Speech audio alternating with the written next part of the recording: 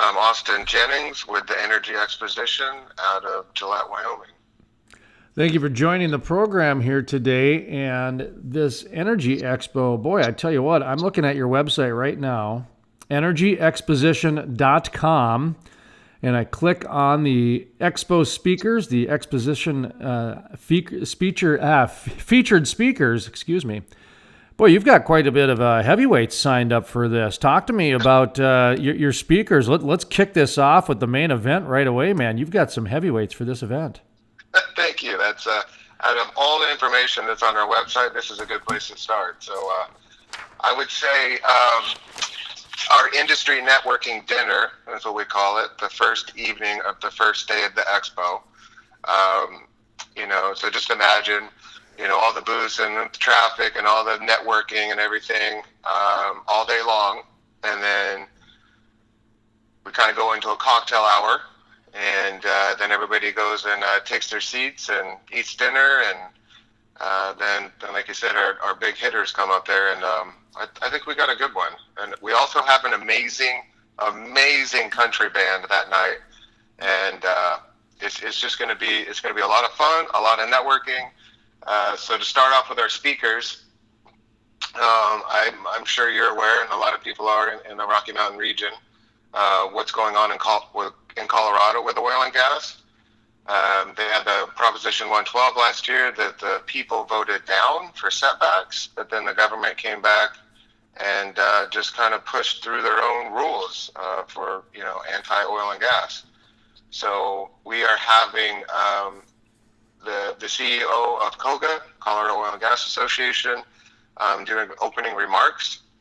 So he'll be there, kind of to let everybody know this is what happened to us. Let's try not to have this happen, further north, up into Wyoming and North Dakota, stuff like that.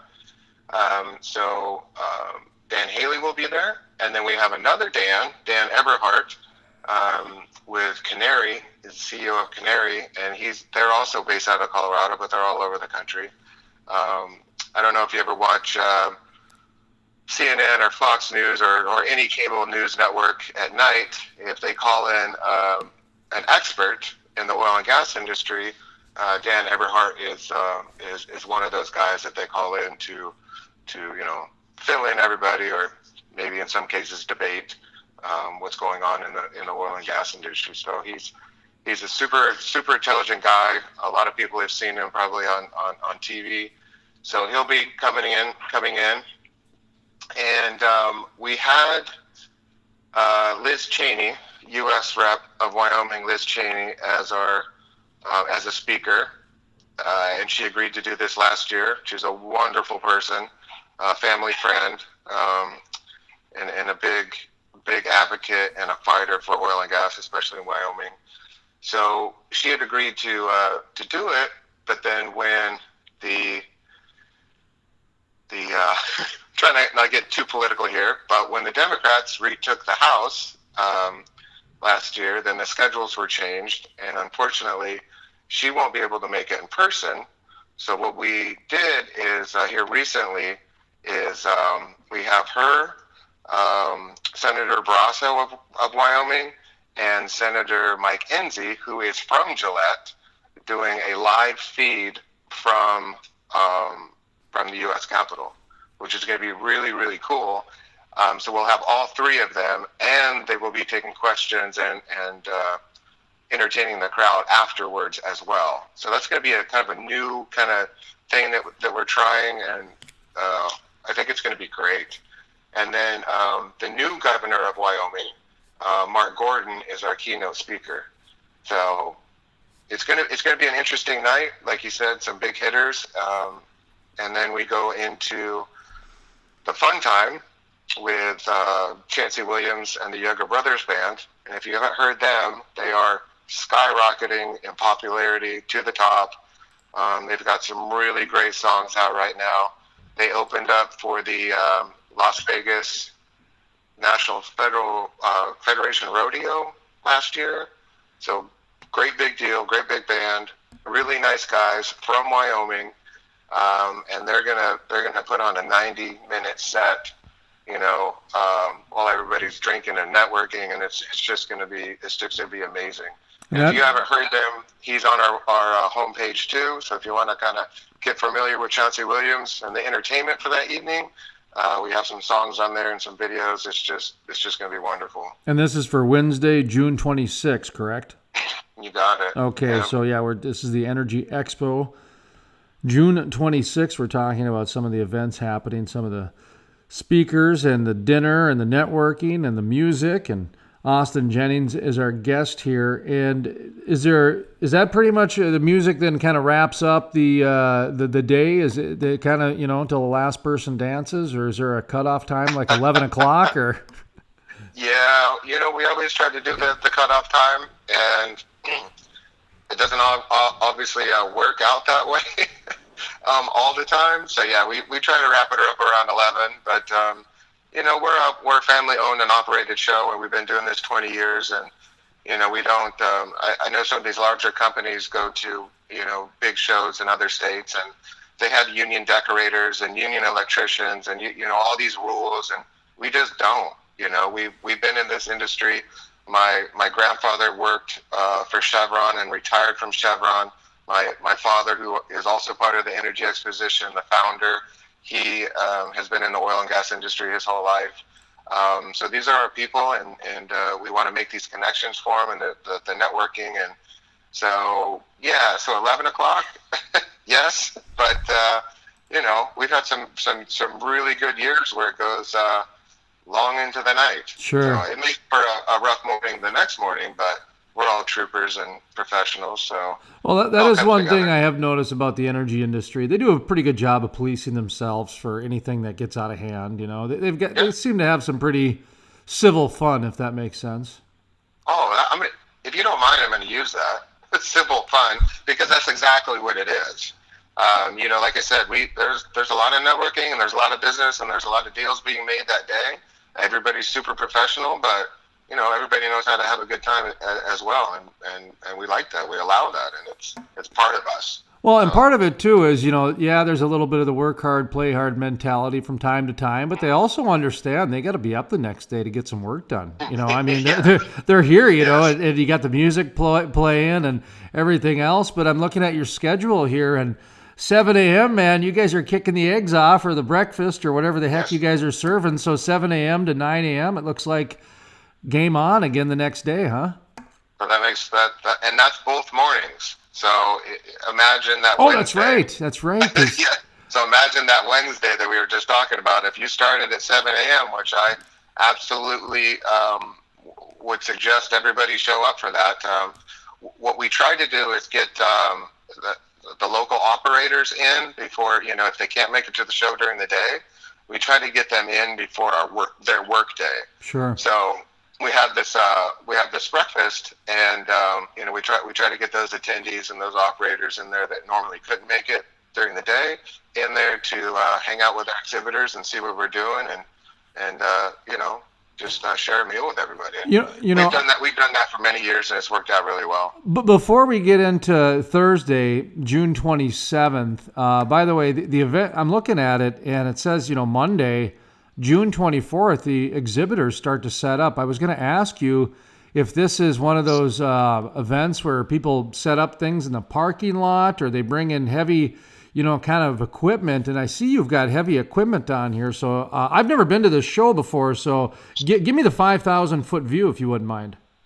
Sure. And speaking of that, we will have drone footage. We'll have drones outside. So all the outside exhibits, the exhibitors will be featured in our promotions, our video promotions, and upcoming for 2020.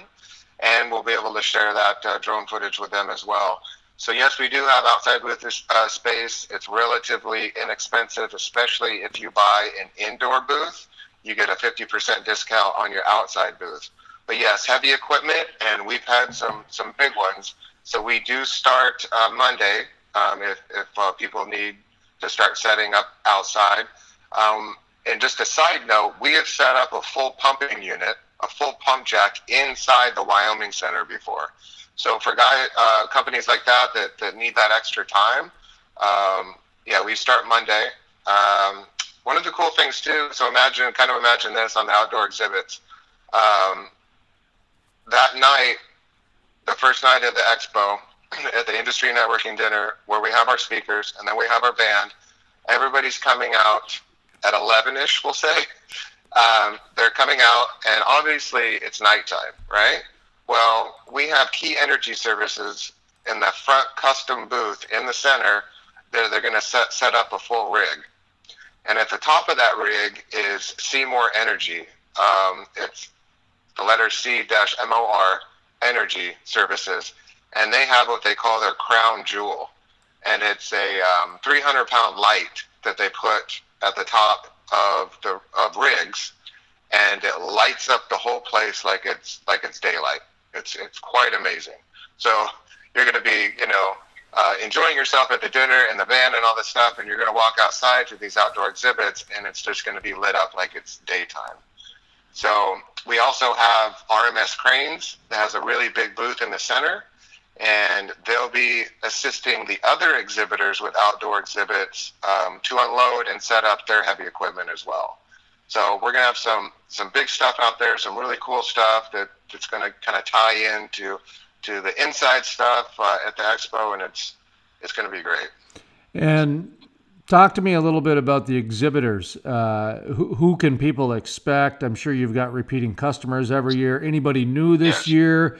You did mention, or at least in my listening, I understand you're still accepting people to be exhibitors. So go ahead and give yourself a little bit of plug and some of those people who are sponsoring you guys. Sure. So we have, like you said, we have returning exhibitors every year. We've been doing this for 20 years. So do expect to see, the very first company that signed up last year has been with us for probably 15 years. And that's Fuse It Pipe and Supply. One of the coolest names, Ringo Dooley. For some reason, I just like his name. He's a great guy. Ringo Dooley has been on the program before. Really? Oh, of course. He in fact, he was I want to say the first or second year that we were in business here at the Crude Life. Ringo Dooley, because you never forget a name like that. Absolutely right? Not. Yeah. In fact, if people go on Google search Ringo Dooley and the Crude Life, building the Bakken, they'll find that interview. Sorry. Anyway, go ahead. Oh wow. Okay. Hold on. I'm writing that down. Okay. So yes, we have repeat exhibitors for sure. And then kind of touching base on what's happening in Colorado. We're a Rocky Mountain based trade show and conference with a lot coming from every year from Texas and Oklahoma. But what we're seeing now is a lot of new exhibitors, a lot more from Colorado that want to set up satellite offices and do work in a more friendly state, friendly to oil and gas. And then we see a lot of Canadians. We always get Canadians, but this year they're having some issues too with anti-oil and gas in their government. So we have quite a few Canadian companies making the trip down. So we'll have all of them. And then you mentioned sponsors. Sponsors for our first time in 20 years have sold out quicker than they ever have. So we had to come up with 2 more last week, 2 more sponsorship opportunities. But I'll tell you, Energy Solutions Corp, they saw, I didn't post on LinkedIn, I didn't do anything. All I did was put it on the front page of our website that we had signed Chancey Williams and the Younger Brothers Band to perform, and they were looking for a sponsor. That's all they did. CJ Rigdon from Energy Solutions Corp out of Gillette called, and he says, I'll take all 3 of those sponsors, and they're $5,000 each. So Energy Solutions Corp immediately sponsored the band. Sunbelt Rentals immediately sponsored both t-shirt sponsorships. And I know this sounds probably kind of weird to some people, but our Expo t-shirt is a different design every year, and we really put a lot of artistic work into it. And it's it's become a collector's item. So everybody wants to know what the next Expo t-shirt is going to look like and what they're going to get. And I've been in Colorado, Wyoming, up towards you guys, and I've been at Home Depot, I've been at Walmart, and I see people wearing the Energy Exposition exhibitor t-shirt. So Sunbelt Rentals picked that up, both of those sponsorships, because they didn't want anybody on the back with them as a competitor or anybody else. So they immediately picked that up. We have Republic Services, Site Pro, Elite Energy Services. They all picked up the speaker sponsorships for each one of our speakers at the industry networking dinner. And then we have cocktail sponsors. So that cocktail hour I was telling you about from the first day on Wednesday leading into the industry networking dinner, people are going to be able to drink free on Energy Solutions Corp again, Rebellion Energy, and Complete Heat Frac Services. Complete Heat Frac Service also has an outdoor booth space. Our new ones are our lunch sponsors and our kickoff party sponsors, and we'll touch base on the kickoff party because that's another event. And then we have quite a few breakfast sponsors for the breakfast that we talked about both mornings.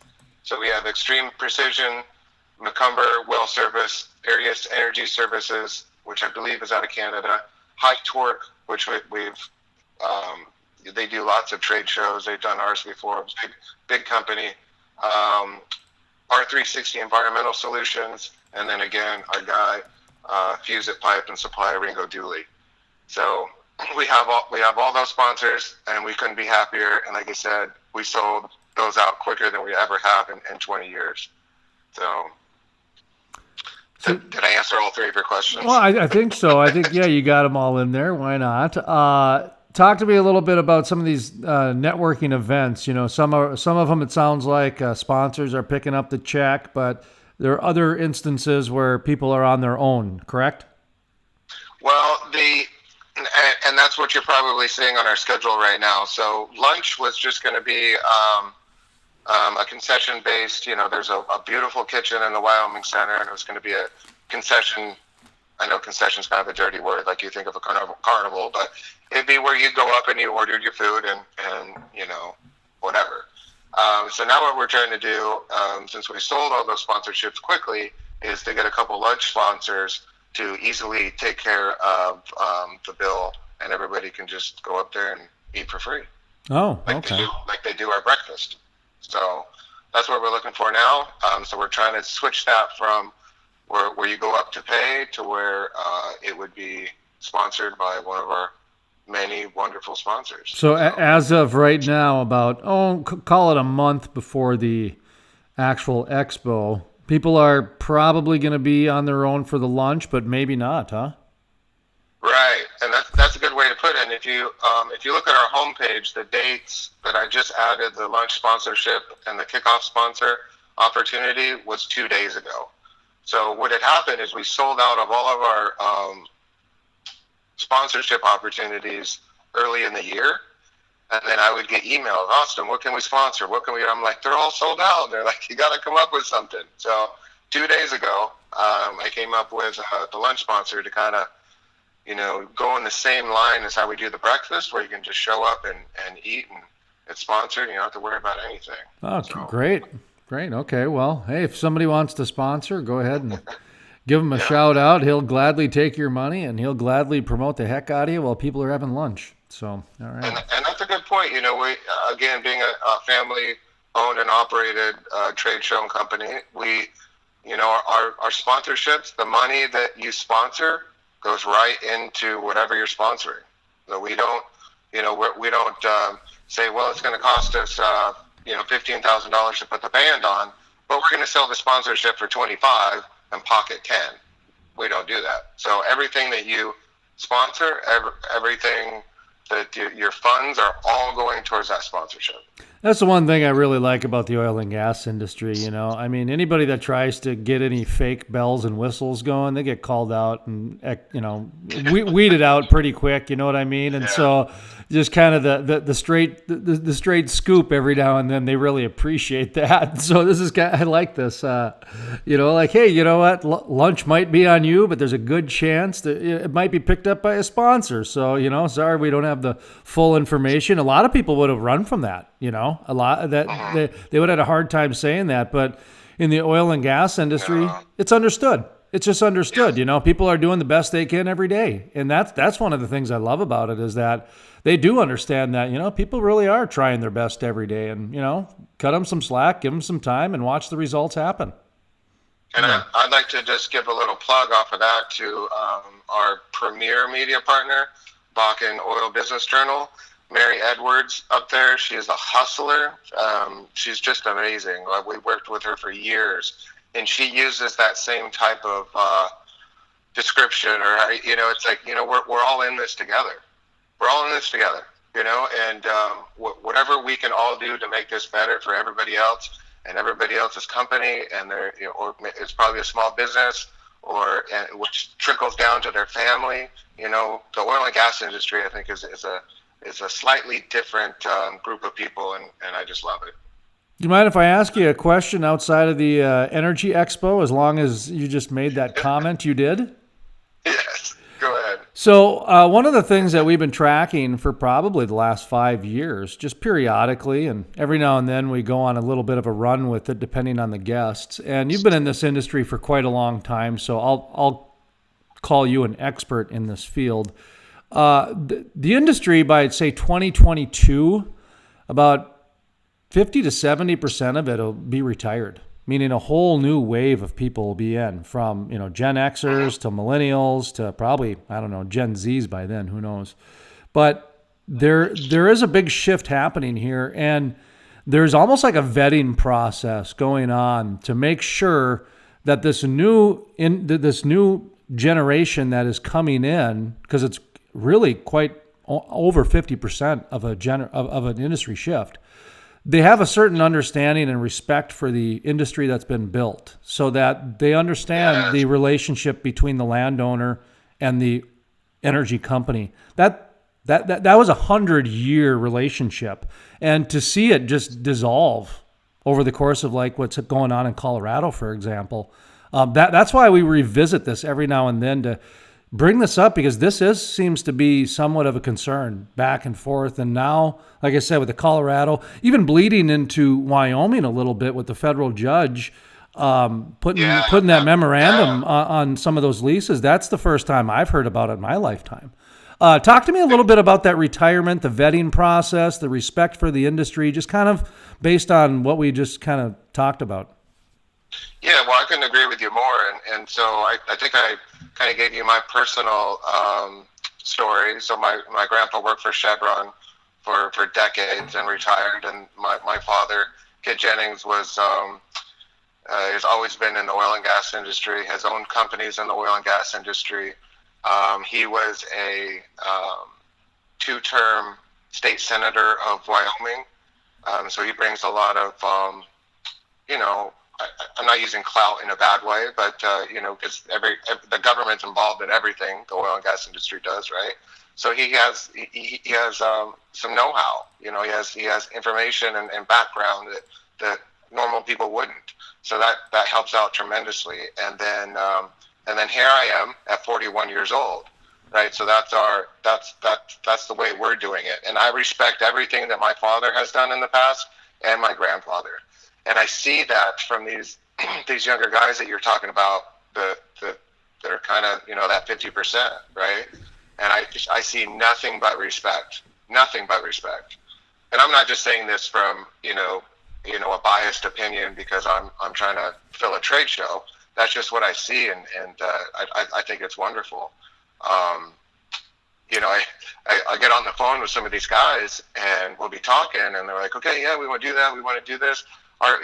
We just landed this bid, and just completely professional. And then I go onto their LinkedIn page, and these guys look like they're 30 years old, not to judge anybody because I'm 40, but, I'm just like, wow, man, these guys get it, And again, I'll just go back to, I think the oil and gas industry is just a different group of people.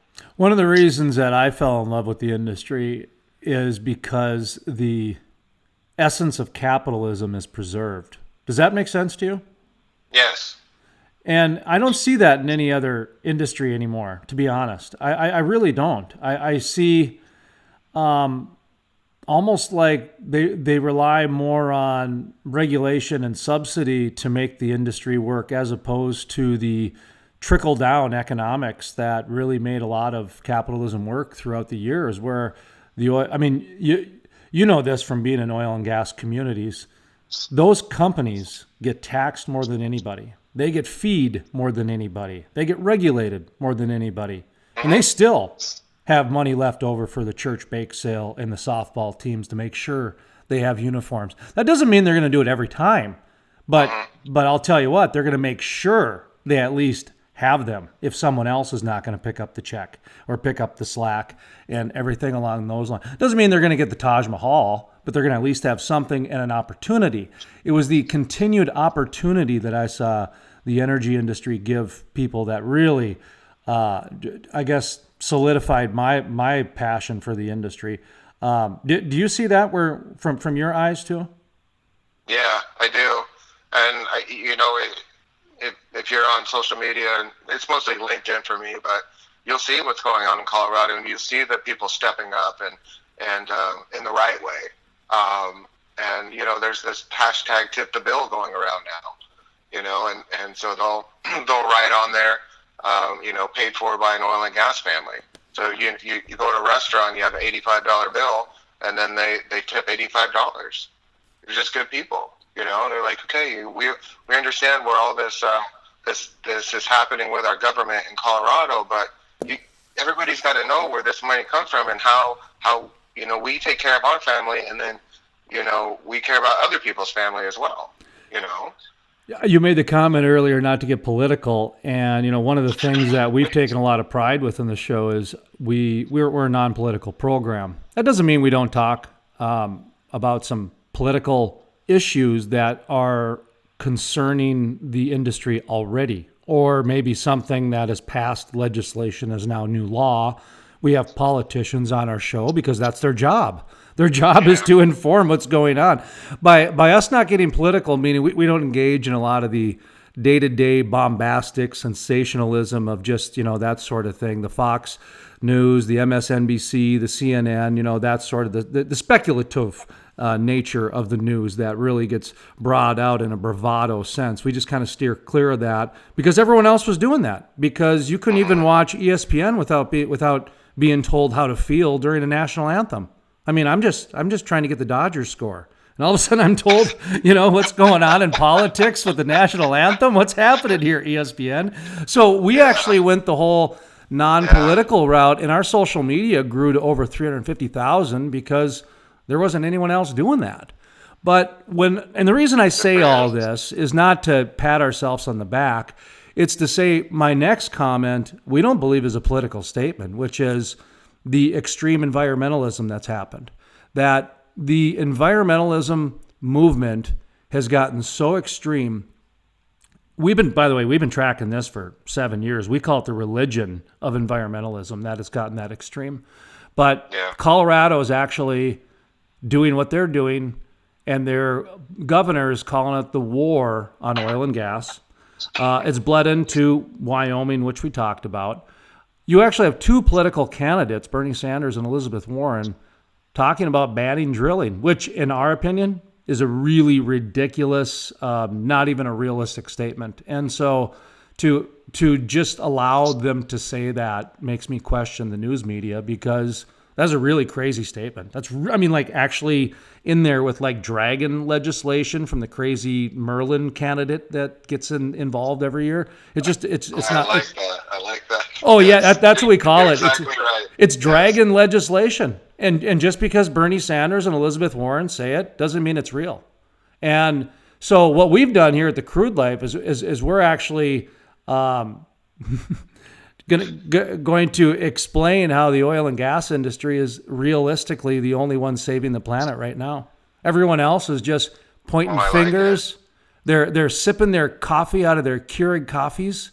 So think about it. They've gotten that hypocritical and that extreme that they believe sipping Keurig coffees and texting and trolling on their iPhones, which, by the way, take 28 rare earth minerals, and lithium is not one of the nice ways of treating the planet, according to many people. But they don't bring that up. They're too busy talking about the demonization of the energy industry, which is the only people giving capitalism the last chance. Okay, now I'm getting political. Okay, now what we're doing is like rig mats, for example. Rig mats are an awesome innovation for the earth. Not only do they prevent spills and etc., but they preserve the natural fauna of the plants. So they're actually intuitive and a step ahead of almost anything that anybody else can come up with. So I believe that we're like in this really unique place right now for the energy industry, where the energy industry for the last 30 to 50 years could not do public relations because they were damned if they were do and they're damned if they don't. But Bernie Sanders and Elizabeth Warren has taken the environmentalists to the world of dragon legislation. They believe Game of Thrones is real. They actually believe that this stuff is happening on Earth. And so they're out there saying crazy statements. I think the oil and gas industry could actually promote what's going on and how they're saving the planet. That's the world I believe we live in. All right, your comments. What do I say after that? I think that's brilliant. You just said a lot, and I wasn't really even getting ready for a response because it was so amazing. You're right on track. And why not? And I agree with you 100%. And maybe that's where we can look at these younger guys that are coming into the oil and gas industry. Maybe they can help push the narrative and because, like you said, because we're damned if we do or damned if we don't back in the day, and because we couldn't get our message out. Or we didn't know how to get our message out. I was concerned for the industry 5 years ago when I started. And I'll be honest, I started in the Bakken in 2012 to investigate oil and gas because I thought I'd be shooting fish in a barrel and be able to, sell to magazines and newspapers and all this other stuff. And what I saw right away was an industry that got picked on for no reason at all. For no reason at all. Do they make mistakes from time to time? Yes. And we all do. And you know what? We shouldn't be demonizing everybody for every little mistake out there. We should be focusing on the things they're doing to overcome those mistakes and become intuitive so those next mistakes don't happen. And they don't even give them the benefit of the doubt for that.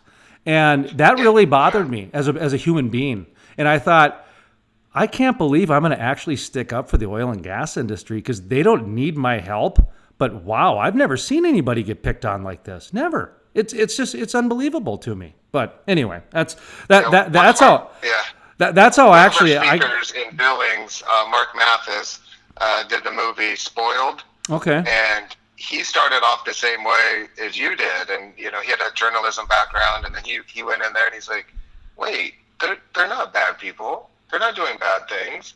Why is it that I hear, and then so he kind of switched his, frame of thought on the oil and gas industry to kind of defend them or at least get the real energy out. The real facts about energy out, and how it's produced and how it's used. And, the chapstick that you're putting on your lips is a petroleum product. And, like you were saying with your phones, people don't realize where it comes from. Well, I even look at, and the other joke I say to people is, Bernie Sanders and Elizabeth Warren, when they actually said, let's ban drilling, I was dumbfounded because it would be the Walking Dead without zombies in a week. It would just be absolute chaos. And people wouldn't even know what to do. They wouldn't even, it's unbelievable that it's gotten to that discourse and that narrative to where I always say, what happened to plastic straws? What happened to reusable? What happened to the garbage bags? Did we all just agree on that apparently? Did we solve that problem? Because I didn't think we did yet. And so we're just going to go right to banning drilling because we don't want to drive cars anymore. We don't want jet fuel around. We don't want siding on homes. We don't, just all these, like you said, lipstick, just go through anything. And it's just unreal. Anyway, so like I said, I didn't want to get political here, but I do believe it's not a political statement because it's a reality. When you got two presidential candidates trying to say, let's ban drilling, you got Colorado doing what they're doing. You've got Wyoming starting to get, Wyoming's I used to joke, Wyoming is so conservative. The Tea Party is liberal in Wyoming, Yes. Exactly. So to see the federal judge get kind of impacted there was a little concerning to me. But anyway, let's circle back here to the Energy Expo happening June 26th in the Wyoming Center, Gillette, Wyoming. Just kind of give yourself a little bit of a summary and what people can expect and contact you for any information or sponsorship. Sounds like you're looking for sponsors still, and people can still get a booth, I imagine, probably till about a week before or something. Yeah, we've been doing this 20 years, and I know it has a lot to do with companies not knowing what personnel they'll have available or what equipment or what they can display. So for 20 years, everybody's waited till the last minute. So yes, we do have booth space available. We don't have a deadline where it cuts off. We've had guys show up with rolls of $100 bills on the morning of the show to set up a booth. How much is it? And they just start peeling off money and be like, okay, we'd like to be here. And so we'll take it all the way up until the morning of the show. So yes, we do have booth space. I just want to touch base, kind of starting from the beginning to the end of the show. The day before, we have our golf tournament, and that golf tournament in Gillette is all proceeds go to the Gillette College and to their programs that are related to the oil and gas industry. So that's going to be a lot of fun. So we have that. So definitely check that out. It did sell out within 6 or 7 days, but we just had a meeting today with the board, and we're trying to add more time to the slot at the golf course that we have to add more teams because we have a waiting list. We are accepting, we do have a couple more sponsorships for that. So if guys want to get on and sponsor that, you don't necessarily have to golf. It's just a good, another good day to network and kind of prolong your presence at the expo. So we do have the golf tournament. I would suggest people kind of look into that. It's going to be a lot of fun. The kickoff party is after the golf tournament at the Ramada Inn or the Ramada Plaza, which is our host hotel. So you can do the golf tournament if you like. If you get there early and set up your booth that day, then we can meet everybody at the Ramada Plaza for some more networking, speakers, get together, some drinking. And then the next morning is the 7 a.m. breakfast all day long until 11-ish after the band. And then the next day is the last day of the expo, and we get out of there around 4:30. So that's kind of the beginning to the end. We pack a lot of stuff in there. But the main things are, let's see, the June 25th, 26th, and 27th, and then the other days are book-ended to tear up and tear down. You got it. Pretty easy. Well, a lot of the guys, 20 years, it's getting pretty repetitive for them. But like you said, there's always new people. And I think this year is going to be unexpectedly busy for people. There's this newfound energy and new surge, and a lot of that data that's been happening is getting layered in, and I think they're finding new ways to become even more clever capitalists at the wellhead. It just seems like that's what's going on. And now with the drone integration, I'm sure you've seen they're finding abandoned wells now, and they're using it for all kinds of new different energy innovation. So it should be fun. And you've got drone footage being shot. Give yourself one more plug for that too, because you're going to be using it in future promos and stuff. Yeah, so we have a promo video that we use on social media, and it's on our website, and it's video shots put together, and information from previous shows. So going forward for 2020, it'll be new for us to have that drone footage of the outside exhibits. And I just think that, to me, I don't know, maybe I'm biased, but I think that's going to be really, really cool. So, we've got some pretty cool setups out there right now. I've got some people that have asked for more information here in the past week about trying to get their big equipment out there. So it's going to be a lot of fun.